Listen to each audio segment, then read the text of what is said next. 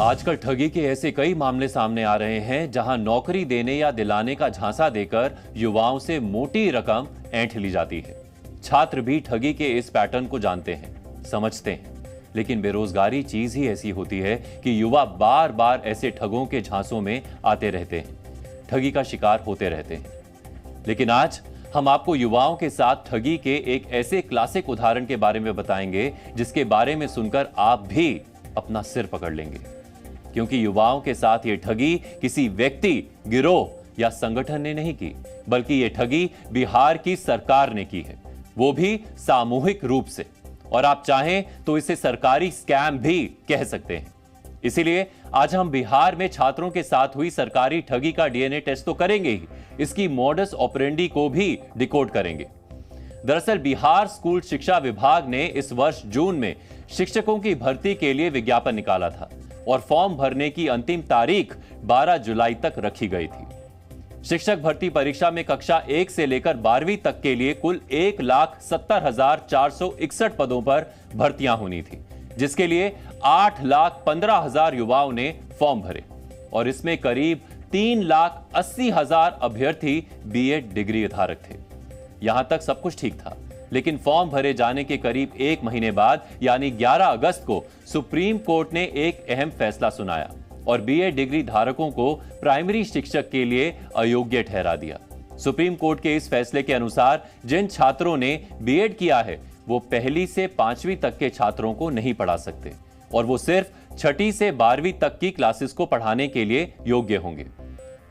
बस अदालत के इसी आदेश की आड़ लेकर बिहार सरकार और बिहार सर्विस पब्लिक कमीशन ने बिहार के बीएड डिग्रीधारी युवाओं के साथ सामूहिक ठगी को अंजाम दे दिया। बीपीएससी ने सुप्रीम कोर्ट के आदेश के बावजूद बीएड कर चुके युवाओं को प्राइमरी टीचर भर्ती परीक्षा देने से नहीं रोका। बिहार शिक्षा विभाग की तरफ से कहा गया कि जिन छात्रों ने फॉर्म भरा है वो फिलहाल परीक्षा दे दें। क्या करना है ये फैसला बाद में लिया जाएगा। इसीलिए 24, 25, 26 अगस्त को बिहार में जो शिक्षक भर्ती परीक्षा हुई थी उसमें बीएड वाले छात्रों ने भी हिस्सा लिया। हमने डीएनए में उस वक्त भी दिखाया था कि ये छात्र किस तरह के हालात में परीक्षा देने पहुंचे थे। कोई घुटनों तक पानी में डूबकर परीक्षा केंद्र पहुंचा था, तो किसी ने परीक्षा देने के लिए फुटपाथ पर रात काटी थी। रेलवे स्टेशन ही नहीं, बस अड्डों और आसपास के मंदिरों तक में छात्रों की भीड़ नजर आई थी। छात्रों ने ये सब मुश्किलें इसलिए सही थी ताकि वो सरकारी शिक्षक की नौकरी हासिल कर सके। लेकिन परीक्षा देने के बाद जब रिजल्ट की बारी आई तो बीपीएससी ने सुप्रीम कोर्ट के फैसले का हवाला देते हुए बीएड वालों के रिजल्ट जारी करने से ही मना कर दिया। इन छात्रों ने परीक्षा के लिए करीब 1,000 रुपए परीक्षा शुल्क जमा किया था और इस लिहाज से देखें तो बिहार सरकार ने इनसे परीक्षा फीस के नाम पर करोड़ों रुपए वसूल लिए, वो भी तब जब सुप्रीम कोर्ट ने पहले ही साफ कह दिया था कि बीएड वाले प्राइमरी में पढ़ाने के लिए योग्य नहीं है।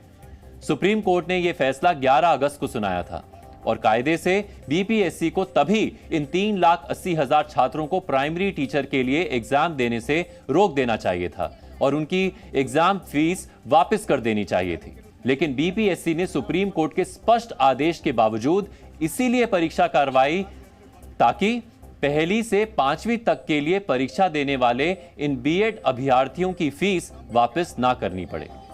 और अब परीक्षा करवाने के बाद बीपीएससी और बिहार सरकार को अचानक सुप्रीम कोर्ट के फैसले की याद आ गई। यानी पहले तो फीस के नाम पर छात्रों से करोड़ों रुपए वसूल लिए और बाद में कोर्ट का हवाला देकर रिजेक्ट कर दिया। वैसे बिहार सरकार ने इनसे सिर्फ पैसों की ठगी ही नहीं की, उसने इनके सपनों और उम्मीदों को भी ठगा है। जी न्यूज ने बिहार के ऐसे बीएड छात्रों से बातचीत की है और आज बिहार के मुख्यमंत्री नीतीश कुमार को भी हमारी ये रिपोर्ट जरूर देखनी चाहिए ताकि वो भी इन छात्रों का दर्द महसूस कर सकें, क्योंकि ये छात्र उनके बंगले के बाहर अगर हफ्तों भी खड़े रहे तो भी शायद ही अपनी आवाज उन तक पहुंचा सकें। रोजे रोजे रोडे रोडे घूमत बेरोजगार बा, रोजे रोजे रोडे रोडे घूमत बेरोजगार बा, देवे के बाकी कोहल बाटे 10 लाख रोजगार बा। कभी कभी मन करता है कि इन्हीं लोग से गोली मरवा ले हम लोग अभी के अभी। अब ऐसी स्थिति हो गई है, हम लोग क्या करें अब? कि हम लोग भी अपने फैमिली वाले लोग हैं, परिवार वाले लोग हैं, हमारे भी माँ बाप हैं।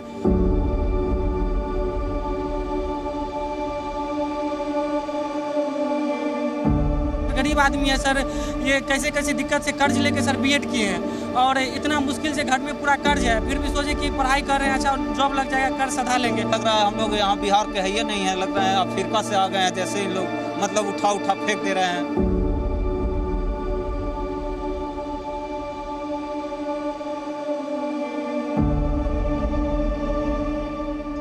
अच्छा शिक्षक का बहुत अच्छा बहाली हो रहा है, देख लीजिए। हम तो 15 तारीख को भी कुछ घोषणा किए है ना, तो हम तो सब न करेंगे, सबके हित में न काम करेंगे जी।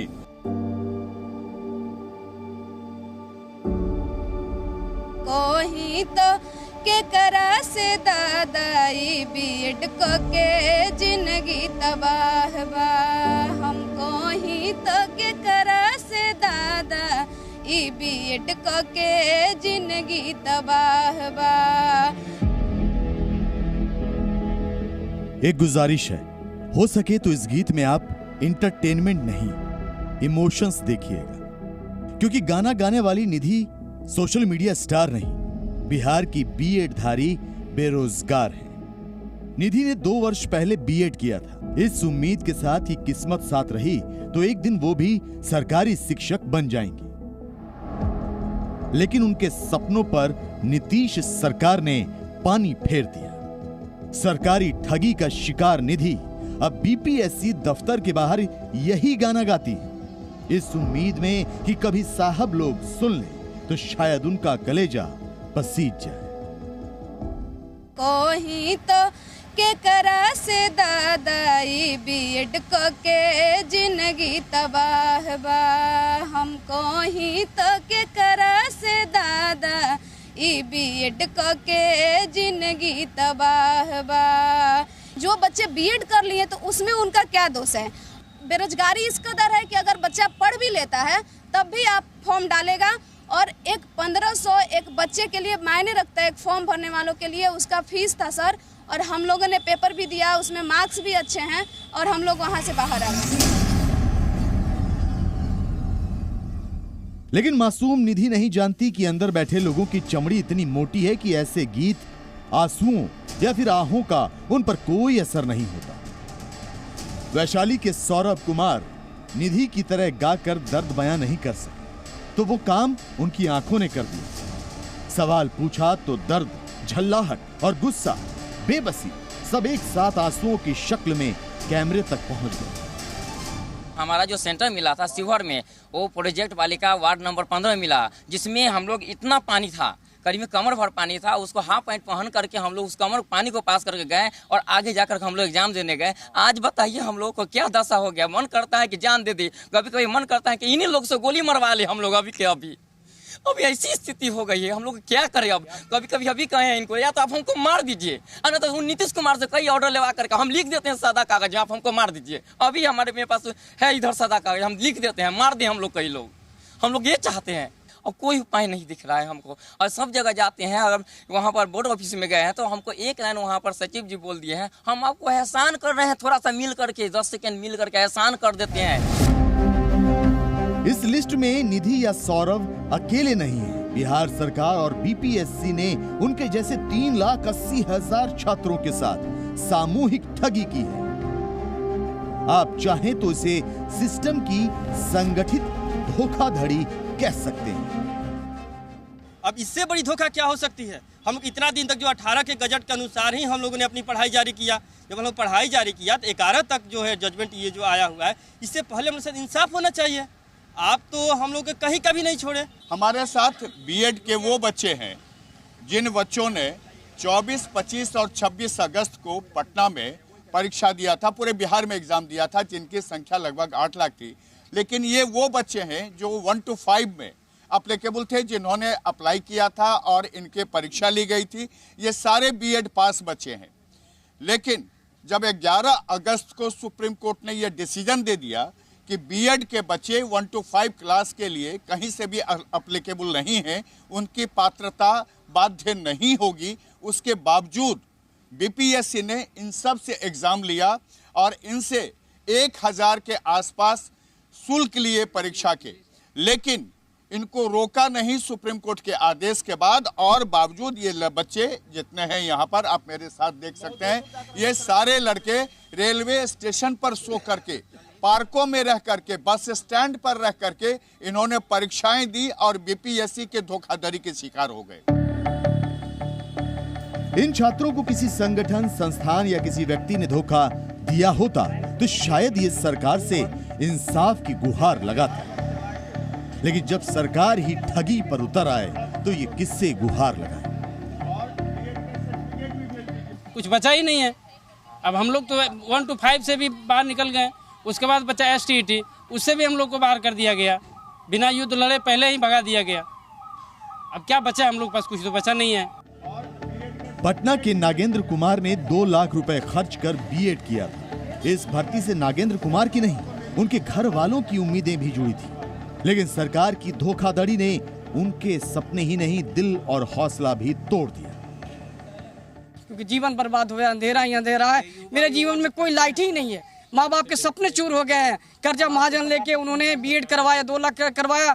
सपना देखे थे कि 1 से 5 का भी टीचर बनेगा, उसमें भी बाहर हो गए। राज्य सरकार कोई मदद नहीं कर रही है। अब स्टेट में हम लोग का करेक्शन हुआ है और कोई न बोर्ड सुन रही है, न यहाँ की सरकार सुन रही है, तो हम लोग की जिंदगी के साथ खिलवाड़ है बिल्कुल। बीपीएससी ने टीचर्स की भर्ती के लिए 24, 25 और 26 अगस्त को परीक्षा आयोजित की थी। ये परीक्षाएं पहली से लेकर 12वीं कक्षा तक के शिक्षकों के लिए थी। 3,80,000 बीएड धारी परीक्षार्थी भी इन एग्जाम्स में शामिल हुए थे। सरकारी नौकरी की चाह में कोई घुटनों तक पानी में डूबकर परीक्षा केंद्र पहुंचा था, तो किसी ने फुटपाथ और रेलवे स्टेशनों में रात गुजारकर परीक्षा दी थी। रेलवे स्टेशन के पास और बस अड्डा था, उसके सर चौक चौराहे के पास हम लोग अपना रात काटकर एग्जामिनेशन में सर हम लोग शामिल हुए थे, एग्जामिनेशन दिए थे।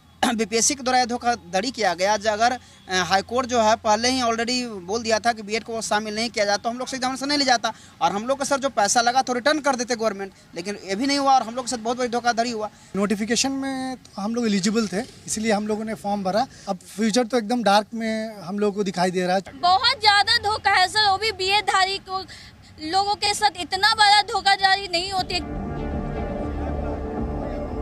नौकरी मिल जाती तो ये तमाम तकलीफें शायद कबूल भी हो जाती, लेकिन ये तो तकलीफों की शुरुआत भर थी, क्योंकि बिहार सरकार और शिक्षा बोर्ड ने तो पहले से ही कुछ और तय कर रखा था। करेक्शन की बारी आई। हम लोग देखिए, जैसे फिजिक्स, केमिस्ट्री, मैथ है, मैं अपने आप साइंस भरा हूँ, ठीक है, और मेरा एडमिट कार्ड पर आ गया मैथ। अब बताइए, हम मैथ का एग्जाम देते हैं आज और फिर अगले बार मान लो क्वालिफाई कर जाएंगे, कोई डाउट नहीं, बट जब हम बीपीएससी में डॉक्यूमेंट वेरिफिकेशन के लिए जाएंगे तो मुझे डिस्क्वालीफाई कर देंगे, तो क्या फायदा हुआ सर हम लोग का। हम लोग STET का जो एग्जाम के लिए ये अपीयरिंग के लिए हम लोग डाले थे, तो सब्जेक्ट हम लोगों का मैथ होना था और साइंस हो गया है। सर्वर बहुत प्रॉब्लम चल रहा था, बहुत डाउन था, तो हम लोगों ने अप्लाई कुछ किया और कुछ हो गया है। भविष्य क्या हुआ आपका? भविष्य तो दिख ही रहा है आपको। ये बिहार के वो युवा हैं जिन्हें पहले सरकार ने सरकारी नौकरी के सपने दिखाए, भर्तियां निकाली, फॉर्म भरने के नाम पर मोटी फीस वसूली, और जब रिजल्ट की बारी आई तो सुप्रीम कोर्ट का हवाला देकर उन्हें रिजेक्ट कर दिया। नागेंद्र कुमार हो, हम्बल जैदी हो, रणधीर कुमार हो या फिर सोनू, इन सब के कहने का अंदाज भले ही अलग हो, कहानियां एक जैसी हैं। सभी को सरकार ने साजिश के साथ ठगा है, वो भी खुलेआम। देखिए, ये सारे बच्चे हैं, इनका दर्द ये है कि इन्होंने परीक्षा दिया, फॉर्म के पैसे भरे और बावजूद इनको पहले सुप्रीम कोर्ट के आदेश के बाद एलिजिबल नहीं माना गया। इनको ये कहा गया कि आप उसके लिए उपयुक्त नहीं हैं, और उसके बाद जब ये STET एग्ज़ाम दिए, इसलिए कि अब जो वैकेंसी आएगी उसमें ये 1 to 5 में अप्लीकेबल हो सके, इनको मान्यता मिल सके, लेकिन उस समय भी इनके सब्जेक्ट के साथ खिलवाड़ कर दिया गया। और ये सारे बच्चे अब दर दर के लिए भटक रहे हैं, सड़कों पे घूम रहे हैं, लोगों के आगे हाथ जोड़ रहे हैं कि इनकी शिकायत या इनके जो बात है वो कोई सुन ले, लेकिन कोई सुनने को तैयार नहीं है। कैमरामैन शहनवाज के साथ प्रशांत झा, जी मीडिया, पटना। ये रिपोर्ट दिखाने का हमारा मकसद था कि आप भी इन छात्रों का दर्द महसूस कर सकें, क्योंकि सिस्टम की चमड़ी तो इतनी मोटी हो चुकी है कि उस पर शायद ही ऐसी अपीलों का कोई असर होता हो। वैसे बिहार की एक सच्चाई और भी है। केंद्र सरकार की तरफ से संसद में दी गई जानकारी के अनुसार वर्ष 2020 से लेकर वर्ष 2022 तक के देश के लगभग सभी राज्यों में शिक्षकों की लाखों पोस्ट खाली रह गई थी, यानी इन पदों पर किसी की भर्ती ही नहीं हुई, और बिहार इसमें सबसे ऊपर है। आंकड़ों के अनुसार बिहार में वर्ष 2022-23 में कक्षा 1 से लेकर 8 तक के शिक्षकों की 1,87,209 पद खाली थे। यह हाल तब है जबकि बिहार में छात्रों और शिक्षकों के बीच का अनुपात सबसे खराब है, और वहां 50 से 60 छात्रों के बीच सिर्फ एक ही टीचर है। यानी एक तरफ तो बिहार में टीचर्स की भारी कमी है, जबकि दूसरी तरफ बीएड वाले लाखों छात्र वैकेंसी का इंतजार कर रहे हैं। उनका ये इंतजार कब खत्म होगा कोई नहीं जानता, क्योंकि जिस सरकार को जवाब देना है वो तो उन्हें पहले ही थक चुकी है। Zee News.